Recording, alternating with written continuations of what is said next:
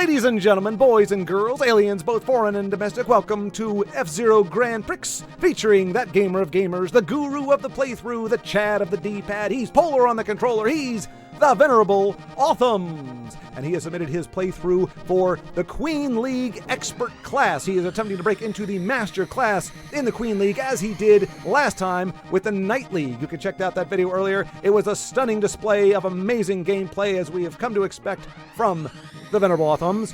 And in this case, as last time, he is using Samurai Goro's Fire Stingray. But detractors call it the Petrol Abysmal for its horrible color scheme and goofy look. But it has some great attributes, including the game's best top speed, best handling, best and most durable body. Its only downside is its slower acceleration, but that is an obstacle that we know the stellar Awlthums can overcome. So we're going to jump into the game and see what we can see here today. Here we go.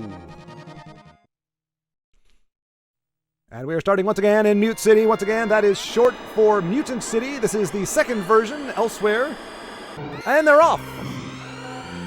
And Awlthums, again, getting that nice check that we saw last time. He is becoming quite adept at that, making Pyko and Captain Falcon eat his afterburners. But no, Captain Falcon, he is back with a vengeance. He's had enough of it. And Pyko swings around the outside. And now Awlthums is on the back foot, ranked number 5, going into the tail end of the first lap. And Pyko once again running. And Pyko gets just desserts as great number 1. Soars over perhaps the only, well, actually, I can't diss the Grape's color scheme. Actually, it doesn't look too bad, especially, and Awlthums saying, no sir, I am not going to be at the behind, and decides he's just going to take a little vendetta to bump Grape out of the way. Grape really didn't do anything other than overcome him. It's Pyko and Captain Falcon that he should be furious with, and it looks like he is hot on the trail, coming after the Blue Falcon. I do apologize for the lack of consistency in the voice modulation. I'm still trying to figure out exactly how I want to present this, and we'll see exactly how it is up. But he is able to pass Blue Falcon, even though he did not take the turn all that well. It's taken him all this time to get back up to 478, but now that he is 478, he is at top speed. He is coming after the rank number 1, the car that is usually in the front, which is the Golden Fox, driven by Dr. Stewart. I don't think it's Mr. John Stewart. No, I don't think that's the kind of vehicle that he drives. I just don't think he would drive that kind of vehicle. But who knows? I don't know. Maybe he would. I don't think he'd drive the Stingray. But it doesn't matter because the Stingray is now in the lead and apparently having some steering difficulties. There's really no other way to describe it other than perhaps he was checking his OBS screen at the time to make sure that the game was actually recording properly. But now he has a comfortable lead. Well, we don't know how comfortable it is because, as you can see from the map, it tells you where he is, but it does not tell you where his opponents are. So we can only expect that he is comfortably in the lead. And again, not taking that turn in the optimal fashion, but he is back up to top speed now in 3, 2, 1. Bam! Top speed. And the Fire Stingray in its element here. Open track. The Khaki cannot collide. It fails to create a collision. This Khaki does not. He is able to, well, I should say he has hit Goro, or hit Awlthums, but Awlthums, of course, meant to do that, and he meant to do that as well. He's really using those Khaki cars to great effect. And look at that! He uses the Gold Fox as a boost just to add a little bit of spice and a little excitement here. The last lap as he finishes in first place, and no one is on the screen with him. He is completely dominating the race, even after hitting the brakes full on. What a showman! What a showman is the Venerable Awlthumbs. Now we are here at Port Town 1. It's a town of ports and lights and such. And here we are. And once again, Awlthums nailing that bump start that he gets from those 2 hapless pilots. Does my heart good to see it. If only he was able to get over far enough and he could do it to the Golden Fox, but he needs an adversary of some kind. And speaking of adversaries, there goes Pyko.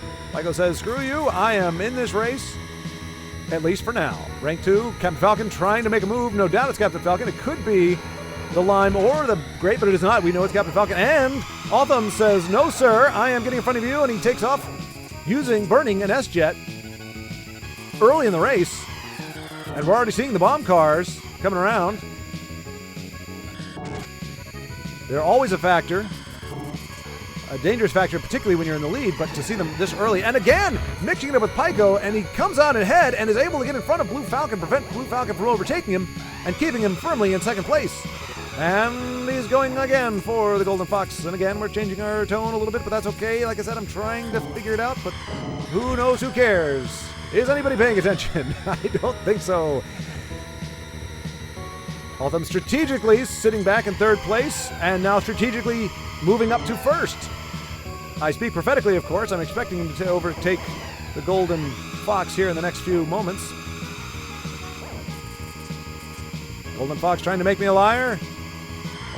Oh, and once again, Awlthums just liking to gently nudge the competitors in front of him. Unfortunately, it does set him back a little bit, but I think he's doing that really just to do some damage to their vehicles. Unfortunately, oh, and what a stellar move! A nice horizontal drift! You don't usually see that in any place other than the stunt course, but that's just another day in the life of Awlthums. This time he's biding his time, and he's able to nudge off the lighter vehicle, taking the lead for the first time in the race. And what a good time to do it on the last lap. Why is he bumping the khaki? We don't know. He doesn't care. Bomb car didn't run into that. Surprise. First place again. No one in sight. And he runs away with it. Oh my goodness gracious. No joke. Look how far behind the next person was. He cleared that like a champion. And here we go. Red Canyon 1. This is usually a pretty easy course for anybody.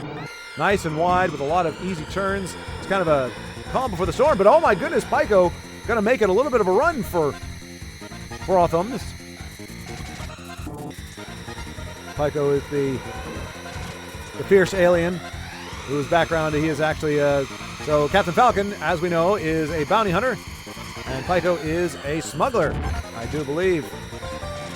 Could be something else, but we don't want to make it too dark on this particular playthrough. And who knows what the heck the grape is doing? We don't even know who that is or why they're there. We just know that they take up space. If you, especially we'll see it on the master difficulty, if you fall far enough behind, there could be 15 to 20 of those little buggers in front of you. Right now, one is enough to keep Awlthums on his toes. And boy, a little grape put up a fight, and Awlthums, though, is now in rank 3, which means either Pico or Blue Falcon is behind him. I have not been paying attention for the past few minutes. It is, in fact, Blue Falcon who is running behind. Pico's still ahead. Cheaters never prosper, though, Pico. Cheaters never prosper. See? Yeah, see? Yeah, they never prosper. What are you doing? Yeah, okay. Oh, missed that second ramp. I missed the third ramp.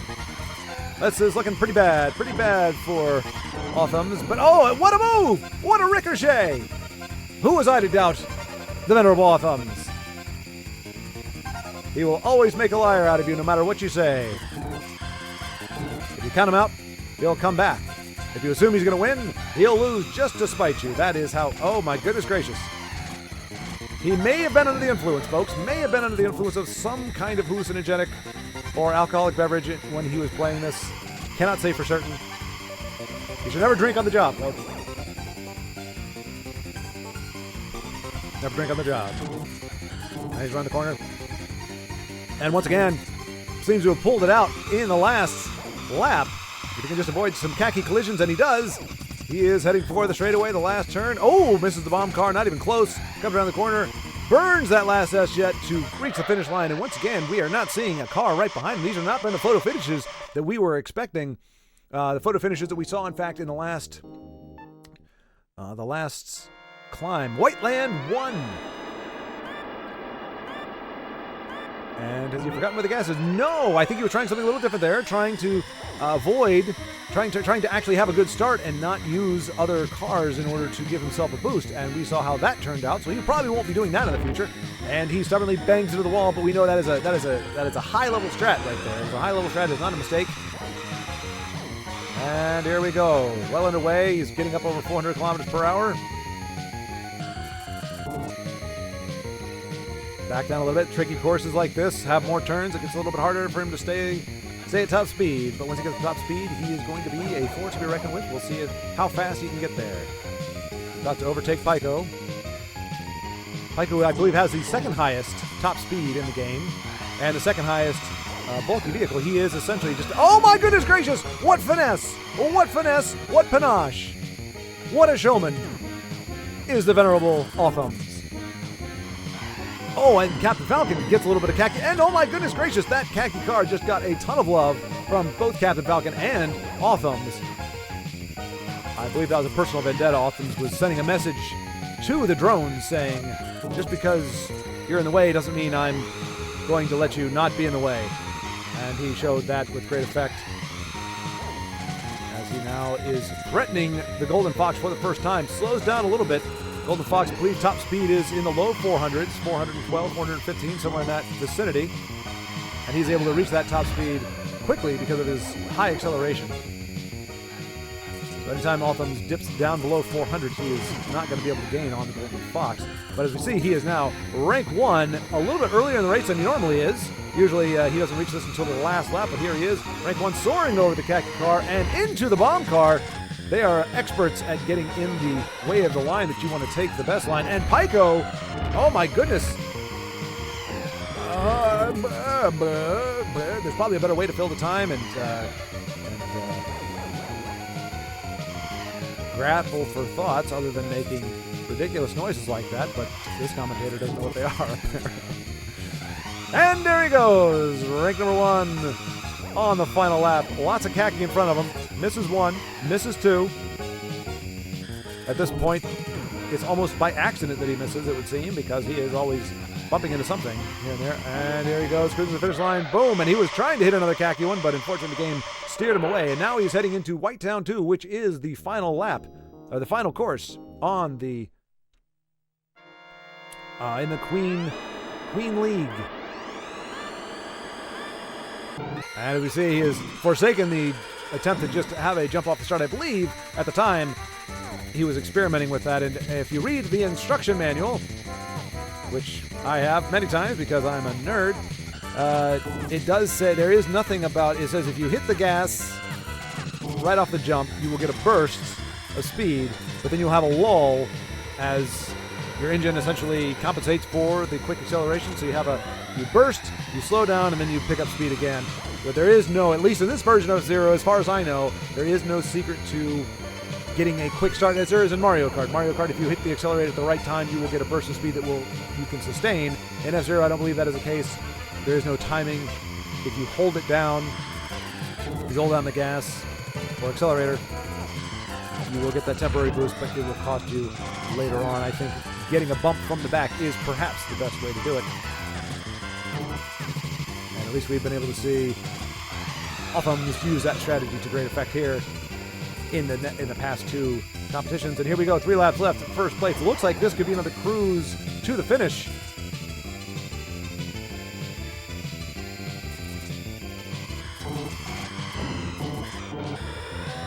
And that's always a good strategy, to let off the gas anytime you're being ricocheted around, anytime you're having a difficult time, whether it's because of other cars or because you're hitting something. Great idea to let off the gas. It allows you to reestablish contact with the ground and kind of rectify the situation.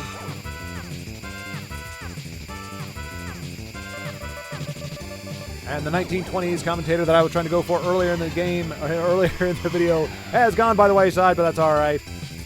Not a whole lot to say here, as there's not a whole lot going on. Just another dominant performance from Awlthums. A little more ricochet, a little more ping pong. At any moment, a lesser driver would have been deterred, would have been driven off course, and would be crying into his beer at the moment. But not for Awlthums. No, he took it all in stride. Now at top speed, going into that final lap. This is it, folks. This is for all the glory. This is for breaking the expert difficulty in the Queen League. Definitely a lot easier than this commentator thought it would be. I was expecting a bit more of a fight, a little bit more of pushback.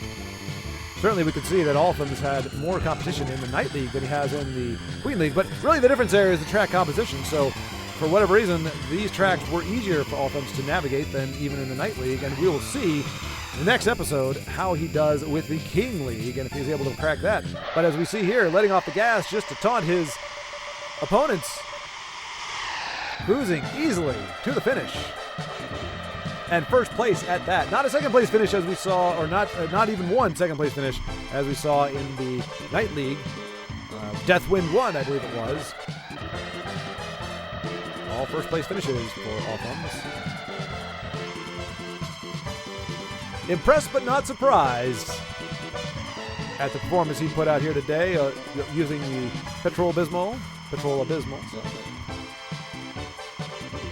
And that'll do it, folks. We're going to wind down if we see the last bit of the credits here. And as I said, stay tuned for Awlthums' attempt at cracking the King League, and if there is indeed any kind of interest or demand, we will watch him attempt to conquer the Master Class. At this point, it does not seem that there is as much interest in retro gaming, in this game in particular, at the moment. But if that should change, at least it's all unlocked for us to watch. And there we have it. Thank you for watching, and we'll see you next time.